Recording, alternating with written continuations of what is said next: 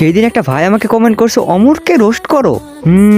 আচ্ছা ঠিক আছে, মজায় মজায় তো অমরকে কইরাই দিব রোস্ট, কিন্তু কিছুক্ষণ পর ইউটিউবে এসে দেখবো রিপোর্ট মারা উড়াই দিছে আমার পোস্ট। তুই কি ভয় পাচ্ছিস নাকি? একদমই না। তোমরা কিন্তু জানো যে যারা ভয় পায় তারা কিন্তু তুতলাই। তোমরা কিন্তু দেখতেই পাইতেছো আমি এখানে তুতলাতেছি না। তো চলো অমরকে রোস্ট করা হয়ে যাক। চলো ভাই দেখো আপনি কি করতে। সত্যি কথা বলতে মানুষের ভিড়ে এখন আমার শ্বাসকষ্ট হয়, তাই আমি একা থাকি। তাহলে আমরা এখান থেকে কি বুঝতে পারলাম? অমর ভাইয়ের হাঁপানি রোগ আছে। যাক, অমর ভাইকে রোস্ট করে অনেক শান্তি লাগলো। যে হেটার্সটা কমেন্ট করছে অমর ভাইকে রোস্ট করার জন্য, তার কথাটা কিন্তু আমি রাখছি, ঠিক আছে? এমন না যে আমি কথা রাখি না, তাহলে দেখতে পারলে আজকে। আর হ্যাঁ, আমার সাথে না কেউ লাগতে আইসো না, আমি কিন্তু যারে তারে যখন তখন রোস্ট করে দেবো এভাবে। কিন্তু অমর ভাই হাঁপানি রোগের কথা বলে এত লাইক পড়ে গেল, তাহলে তো দেখতেছি এটা আমারও ট্রাই করা লাগবে। তাহলে চলো আমিও একটু ট্রাই করে দেখি এটা। সত্যি কথা বলতে মানুষের ভিড়ে এখন আমার শ্বাসকষ্ট হয়, কারণ আমার হাঁপানি রোগ আছে।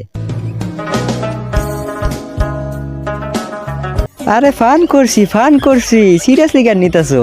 প্লিজ রিপোর্ট মাইরো না। কারণ অমর ভাই ইদানিং যা করতেছে সেটা বড় বড় কন্টেন্ট ক্রিয়েটররা কখনোই করে না। কারণ বড় বড় কন্টেন্ট ক্রিয়েটররা কিন্তু দেশে কি হইতেছে কিংবা দেশটা কোন দিকে যাইতেছে, মানুষগুলা খারাপ হইতেছে না ভালো হইতেছে, এটা কখনোই দেখে না। কিন্তু অমর ভাই কিন্তু এগুলা দেখে। অমর ভাই কিন্তু চাইলে এগুলো ইগনোরও করতে পারতো। এমন না যে অমর ভাইয়ের ট্রেন্ডিং টপিক নিয়ে ভিডিও বানাতে হবে, কারণ অমর ভাই যথেষ্ট বড় কন্টেন্ট ক্রিয়েটর, তার ট্রেন্ডিং বিষয় নিয়ে ভিডিও বানানোর কোনো প্রয়োজন নেই। এই জন্য অনেক বড় বড় কন্টেন্ট ক্রিয়েটররা অমর ভাইকে রেসপেক্ট করে। তো চলো আমরা কিছু টিকটক ভিডিও দেখি। উঠে দাঁড়াতে একটা হাত লাগে আর ঘুরে দাঁড়াতে একটা আঘাত লাগে। তো বেসিক্যালি এমদাদুল ভাই অনেক শিক্ষণীয় একটা কথা বললো আমাদেরকে। সেই শিক্ষণীয় জিনিসটা হলো কি জানো, ও হাত দিয়ে গুলি করা। মানে তোমার যদি ঘুরে দাঁড়াতে হয় তাহলে তোমাকে অবশ্যই হাত দিয়ে একটা গুলি খাইতে হবে, তাহলে তুমিও এমদাদুলের মতন ঘুরে দাঁড়াইতে পারবা। ভালোবাসা দিবা না আগে কইবা না? তোমার এই ভালোবাসার আশায় আমার ভালো থাকাটাই আর হইল না। তোমার ভালোবাসার আশায় আমিও ছিলাম বসে, কারণ আমারটা ঠেকাইতে চাইছিলাম তোমার ঠোঁটে। ছি ক্রিঞ্জ, এগুলো কি বলতেছি আমি?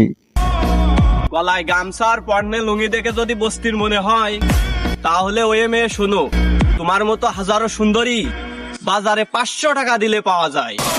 মানে কোথায় সে মার্কেট ভাই, আমারও একটু খোঁজ দে, আমিও ভাই কিনতে চাই 500 টাকা পিস সুন্দরী। আর লুঙ্গি দেখে তোকে বসতে কেন মনে হবে ভাই? তোর তো গ্রামের চাচাতো ভাই মনে হয় না? সেটা অন্য কথা যে আমিও গ্রামে থাকি।